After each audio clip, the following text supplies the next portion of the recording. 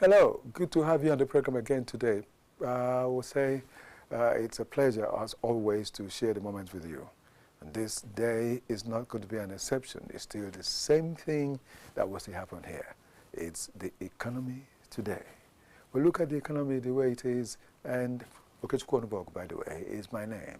And then we look at the economy the way it is and try to find out how it affects one sector or the other as far as this life is concerned. And today, we'll be looking at the fact that in the economy, there is the transportation sector.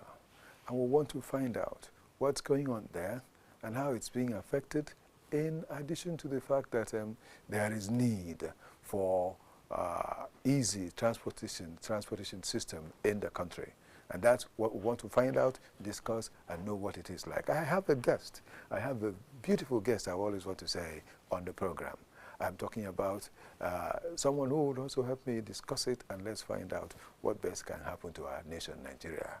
She is ambassador, I must say so, Frida Irabo. She is let me not use the word women activities, because it's not just that. She is an advocate of the people that you refer to as the less privileged, people that you refer to as the people that, there's this particular word that seems to have escaped my memory right now, but I'll get it on as we go on. The vulnerable, yes. And so today she will talk with me. There's supposed to be a third guest, a second guest rather, the third member of this panel. But if we don't see her, we'll continue, because the important thing is we want to get out the best out of it. And so let me say to Frida, it's a big pleasure having you on the program today. Thank you, sir. You're welcome. Thank you very much. All right. I said that the topic which I need to be seeing at a time like this, it has to do with the transportation and the economy, transportation and the economy, and the impact, if you like, the effect of what happens on that particular sector on the society as a whole. How can we have a better transportation system? That's it. And we'll see, talk about that. So let me say we'll begin with something, and that is business news immediately. Then after that, we'll return to talk about other things. Of course, we still have stock exchange story and a lot more about the stories on the monetary sector. You're welcome again. The NNPC Limited has recorded a major breakthrough in Nigeria's gas infrastructure development with the successful completion of the River Niger crossing on the Obiafu-Obirikom-Oben OB3 gas pipeline.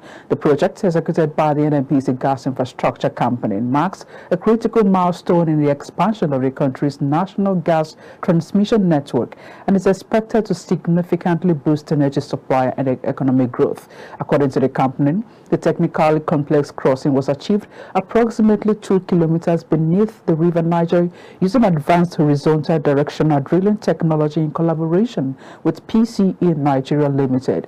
The 130-kilometer OB3 pipeline is designed to transport up to 2 billion standard cubic feet of gas per day, linking the eastern and western gas networks while extending supply to the northern corridor through the Ajaokuta-Kaduna-Kano pipeline. Group Chief Executive Officer of NNPC Limited, Engineer Bashir Baye Ujulari, described the achievement as a defining moment for Nigeria's energy sector. President Bola Tinubu has sacked the Chief Executive of the Nigerian Midstream and Downstream Petroleum Regulatory Authority, Said Mohammed, 4 months after his appointment. Mohammed's removal is coming at a time when members of the airline operators of Nigeria are threatening to shut down operations over the high cost of aviation fuel. Similarly, his sack comes amid complaints by the Dangote Petroleum Refinery that the MDPRA was issuing licenses for fuel importation despite claiming that no license had been issued since the beginning of the year. In a statement announcing Mohammed's removal, the special advisor to the President on Information and Strategy, Bayo Onanuga, said he would be replaced by Rabiu Umar. While appreciating the outgoing chief executive for his service and wishing him well in his future endeavors, the President said he remains committed to ensuring capable leadership in key regulatory institutions to advance energy security, sector reform, and sustainable economic growth. The planned exit of the United Arab Emirates (UAE) from the Organization of the Petroleum Exporting Countries (OPEC) is sparking renewed concerns among energy analysts who warn that the move could weaken the cartel's influence on global oil prices and strain Nigeria's revenue outlook.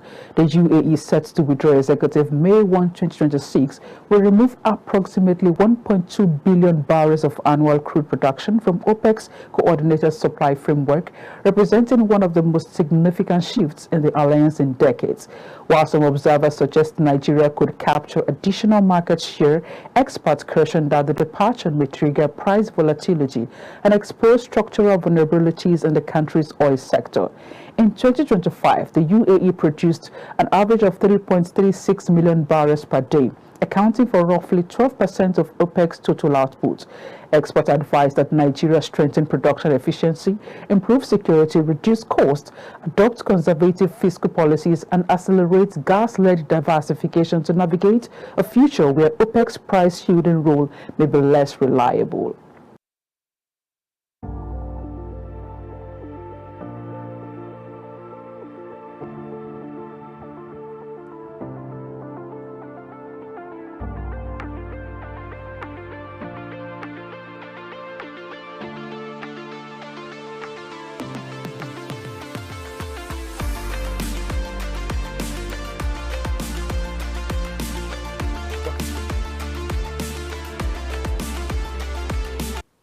Okay, we're here again, and we'll take a look at what we have on the stock exchange, after which we will still return and continue our discussion this morning.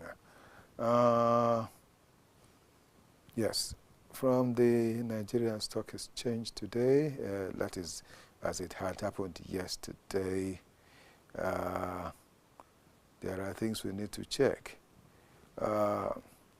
The market summary of the Nigerian Stock Exchange yesterday, the NGS closed a 4-day trading week, and of course Friday, 1st May, is a public holiday for workers. And so the key performance, there are 30 APR sessions. NGX All Share Index 228,602.00 points, up 2.24% all, plus 4,999.71 points in a single session. Year-to-date return 2026 is plus 46.9%. Market capitalization is 147.3 trillion naira, about $107 billion. And trading statistics, 907.9 million shares, worth 68.2 billion naira in 72,697 deals. And the volume were up 34% versus the previous session. And turnover is up as well, 55%, showing bigger ticket trades. The market breadth, 39 gainers versus 39 decliners, which is just a balanced one, but also very active. 39 gainers and 39 decliners were very active as the session has gone on. And the weekly performance, the week that just ended on the 30th of April, total turnover the week was 4,842 billion shares, worth 287.756 billion naira in 332,453 deals. As at last week, it was 3.805 billion shares, worth 213.955 billion naira in 297,202 deals. So you can see that there is a great improvement from what it was earlier. And then the sector and stock highlights. Industrial stocks led the rally. NGX Industrial Index up 4.86%. As today we'll say minus 80% year to date. The top gainers, Lafarge Africa had 10% gain to 324 naira 50 kobo. Industrial and medical gases had 10% gain as well. FTN Cocoa Processors had 10% gain. Austin Lars 9.2% 71% gain. Oil and gas index 4.46 gain, 46% gain, and today it's 100% as compared to last year, that is year to date. Then losers, banking stocks faced profit taking. UBA lost 10% to 44 naira 55 kobo per share, of course. Trans Nationwide Express, Jais Bank, Berger Paints also down. Most active by volume, Access Holdings 220 million shares, followed by Fidelity Bank, Wema Bank, and Linkage Assurance. The NGS Group PLC, talking about the current price, 160 naira up, 3.23%, or 5 naira today. The market cap is 455 naira 555.62 billion naira, please. And notable prizes from listed stocks.